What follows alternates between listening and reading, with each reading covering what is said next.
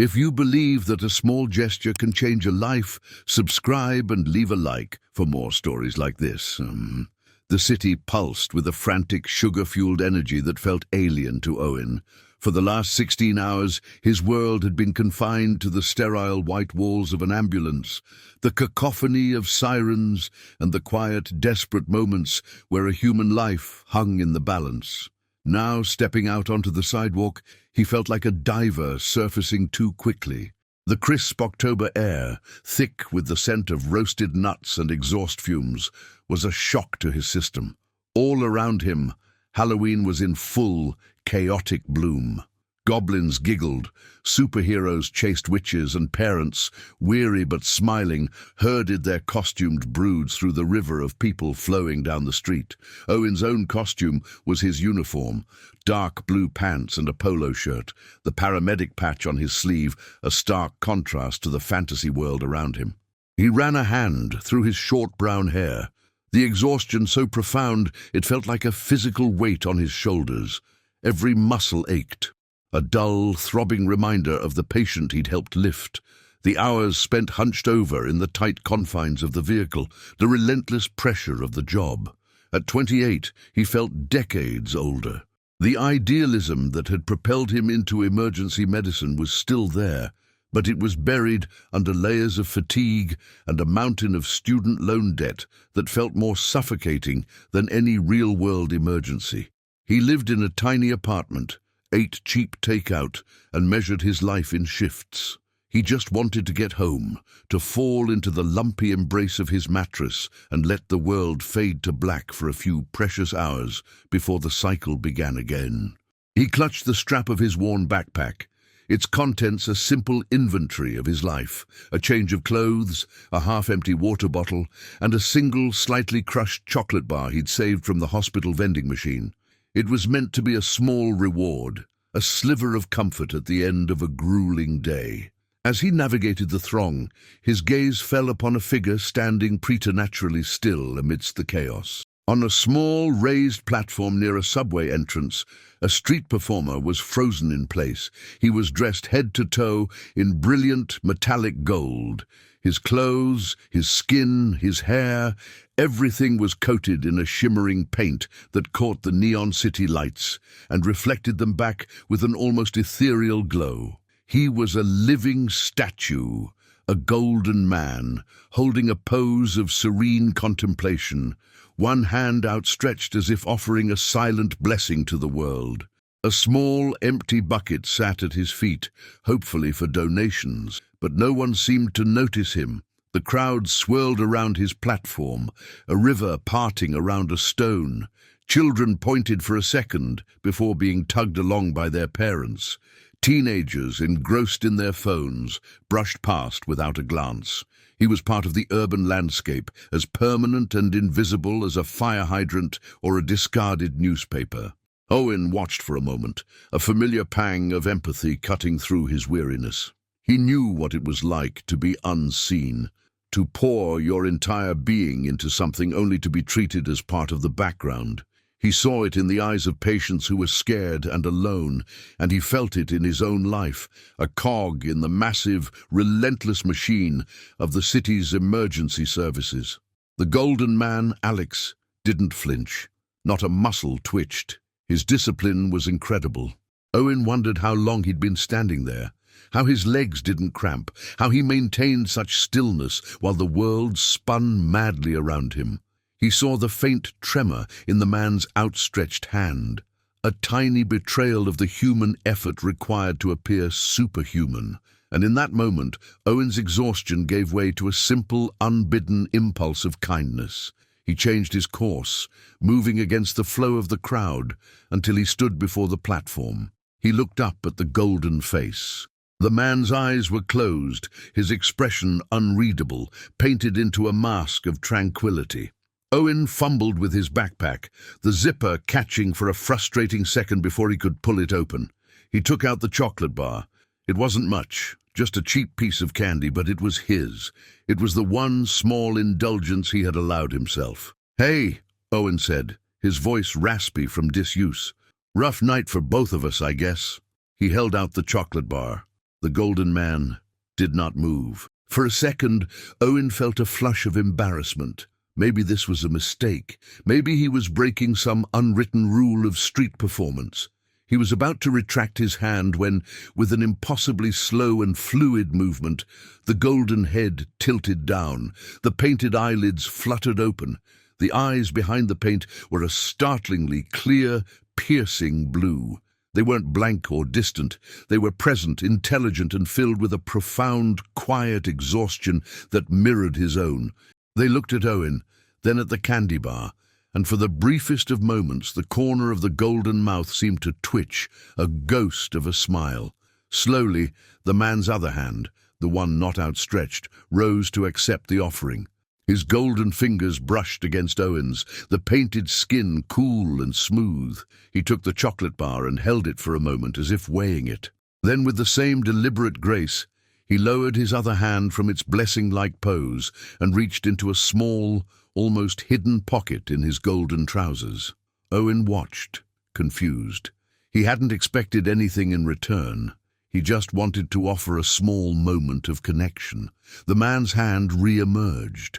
Clutched between his thumb and forefinger was a small, crisp piece of paper, a lottery ticket. He held it out to Owen. "Oh, no, you don't have to do that," Owen said quickly, shaking his head. "Really, you looked like you could use it," but Alex insisted. He pushed the ticket gently toward Owen, his blue eyes holding Owen's gaze with a silent, firm insistence. It wasn't a transaction. It felt more like an exchange, a transfer of something meaningful. Not wanting to be rude or break the strange, silent spell of the moment, Owen reluctantly took the ticket. It was a Powerball ticket, the numbers already filled in. "Thank you," Owen murmured, feeling slightly dazed. Alex gave a single, slow nod. His eyes closed once more, his head tilted back up, and his hands resumed their original positions. The living statue was whole again, a silent, golden sentinel in the heart of the Halloween madness. The moment was over. Owen stood there for another second, the lottery ticket feeling strangely warm in his hand. He looked from the ticket to the silent performer, then back again. He slipped the small piece of paper into the front pocket of his jeans, and with a final, appreciative glance at the golden man, turned and melted back into the crowd. The rest of the walk home was a blur. The strange warmth of the encounter faded, replaced once more by the bone-deep weariness of his shift. His mind was already cataloguing the things he needed to do: laundry, pay the overdue electric bill, try to get at least 6 hours of sleep before the alarm would inevitably scream him back to consciousness. By the time he climbed the 3 flights of stairs to his apartment, the golden man and his strange gift were all but forgotten. He unlocked the door and stepped into the darkness of his small living space. He didn't bother turning on the lights. He dropped his backpack by the door, kicked off his heavy work boots, and stumbled toward the bedroom. He emptied his pockets onto the nightstand in a familiar, unthinking ritual. Keys, wallet, loose change, and the lottery ticket. It landed face up, the bold red logo a tiny splash of color in the gloom. Owen didn't even see it. He fell onto the bed, still in his uniform, and was asleep before his head fully hit the pillow. The chaotic sounds of the city outside, a distant, fading lullaby. On his nightstand, amidst the clutter of a life lived on the edge of exhaustion, lay a ticket worth more than he could possibly imagine, a silent testament to a single, simple act of kindness. The world returned to Owen not gently, but with the insistent, jarring blare of a car alarm from the street below. He groaned, rolling over, his body a geography of aches and pains. The blue of his uniform was creased, and his mouth felt as dry as dust. For a disorienting moment, he thought he was still in the ambulance, having stolen a minute of sleep between calls. But the lumpy mattress and the familiar crack in his ceiling brought him back. It was Saturday, his day off. The thought, which should have brought relief, was just a reminder that he had a mountain of chores and a molehill of energy. He dragged himself out of bed and into the kitchen, a tiny alcove that was more of a hallway with appliances. He started the coffee maker, the gurgling sound, the only thing breaking the morning silence. As the bitter, life-giving aroma filled the air, he walked back to the bedroom to grab his phone from the nightstand. His fingers fumbled through the mess of keys and coins, knocking the small piece of paper from the previous night onto the floor. He glanced down at it, the Powerball ticket. He almost left it there.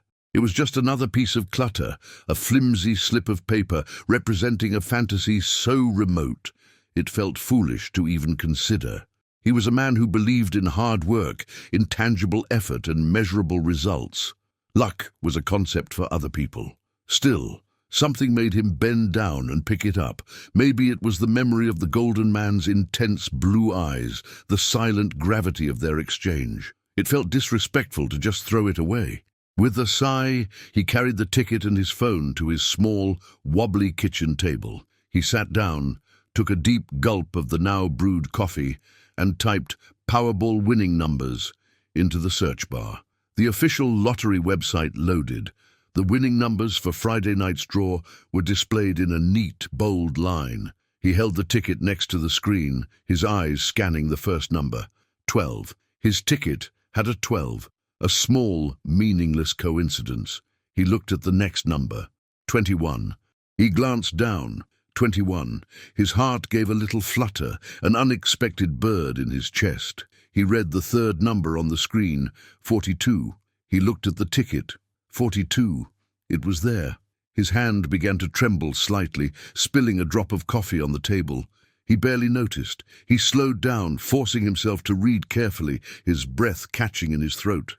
The fourth number was 50. His eyes darted to the ticket. 50. The fifth was 58. It was there too. A roaring sound started in his ears, blocking out the city noise. This couldn't be real. It was a mistake. He was tired, sleep-deprived. He was reading it wrong. Then he saw the last number, the red Powerball. On the screen, the number was 6. On the ticket, in his trembling hand, the number was 6. He stared, unblinking. The numbers on the screen and the numbers on the ticket merged into a single impossible reality. He had matched all of them. Everything. The world seemed to tilt on its axis. He checked the date of the draw again, October 31st. Last night. He checked the ticket number, the state, everything aligned. He didn't shout, he didn't jump for joy. He just sat there in his cramped kitchen, a profound and terrifying silence enveloping him. He lowered the ticket to the table as if it were burning hot. He stood up and walked to the window, looking down at the street. People were walking their dogs, carrying groceries, living their normal Saturday lives. They had no idea that in a third-floor apartment above them, the universe had just cracked wide open. He thought he was going to be sick. He leaned against the cool glass, his heart hammering against his ribs like a trapped thing. The jackpot. He hadn't even looked at the amount. He stumbled back to the table, his legs unsteady, and his eyes found the headline on the lottery page. Single ticket sold in New York wins $478 million jackpot. The number was so vast, so utterly abstract, it didn't even seem like money. It was a mathematical concept, a string of zeros that had no connection to his world of overdue bills and instant ramen. $478 million. He could work for 1,000 lifetimes and never see a fraction of that. He felt a dizzying wave of vertigo, and a single, hysterical laugh escaped his lips. And then, his first clear thought was not of a new car, or a house, or a trip around the world. It was of a silent, golden man with weary blue eyes. Alex, the street performer. This wasn't his ticket, it was Alex's. It was a gift, a random, inexplicable, life-shattering gift from a complete stranger. The need to find him was immediate and overwhelming. It was more than a desire to thank him. It was a desperate need to understand, to ask him why. Did he know? Was it a premonition, or was it just a random ticket he'd decided to pass along? Forgetting his exhaustion, Owen threw on a fresh pair of jeans and a hoodie, grabbed his keys and wallet, and practically ran out of his apartment. He took the stairs 2 at a time, his mind racing. He had to find him. He had to share this insane news. Maybe Alex would want a part of it. He deserved it. It was his luck, not Owen's. He reached the spot from the night before, his eyes scanning the crowded sidewalk. The small platform was still there, near the subway entrance, but it was empty. There was no golden man, no silent sentinel. He asked the hot dog vendor on the corner. The gold guy? Yeah, I see him sometimes, not today though. These guys, they move around, never in the same spot for too long. Owen spent the entire day searching. He walked for miles. His paramedic training the only thing keeping his feet from giving out. He explored every street corner, every park, every plaza where performers gathered. He described the golden man to caricaturists, to musicians, to the men who dressed as superheroes in Times Square. Some knew who he was talking about. Alex, they called him, a quiet guy who kept to himself. But no one had seen him today. No one knew where he lived or where he might be performing next. As the sun began to set, casting long shadows across the city, Owen finally had to accept the truth. Alex was gone. He was as transient as the moment they had shared, a fleeting shimmer of gold in the chaos of the city. Owen returned to the empty platform, the spot where his life had irrevocably changed. He sank onto a nearby bench, the reality of the situation finally crashing down on him. He was alone with this impossible secret. He couldn't find the man who had given it to him. Maybe he thought he wasn't supposed to. Maybe the point wasn't to find Alex and repay him. Maybe the point was the gesture itself. An act of kindness given freely had been met with another, a piece of chocolate for a piece of paper, a simple exchange that had tipped the scales of fate. Sitting there amidst the evening rush, Owen began to understand. The money wasn't a prize for him to hoard. It was a responsibility. It was a tool. It was a much, much bigger version of the chocolate bar he had given away, something he possessed that could bring comfort and change to others. He thought of his parents, who had sacrificed so much for him, still working jobs that wore them down. He thought of his sister, a single mom struggling to give her son a good life. He thought of his own crippling student debt, now a ghost that could be banished with the stroke of a pen. But his thoughts kept returning to his job. He thought of the faces of his patients, the elderly woman who had fallen in her apartment and laid there for 2 days, the uninsured construction worker who was more worried about his medical bills than his broken leg, the scared child having an asthma attack whose family couldn't afford an ambulance ride. He had become a paramedic to help people, but he was always just patching them up, a temporary fix in a system with so many cracks. Now, he could do more. He could do so much more.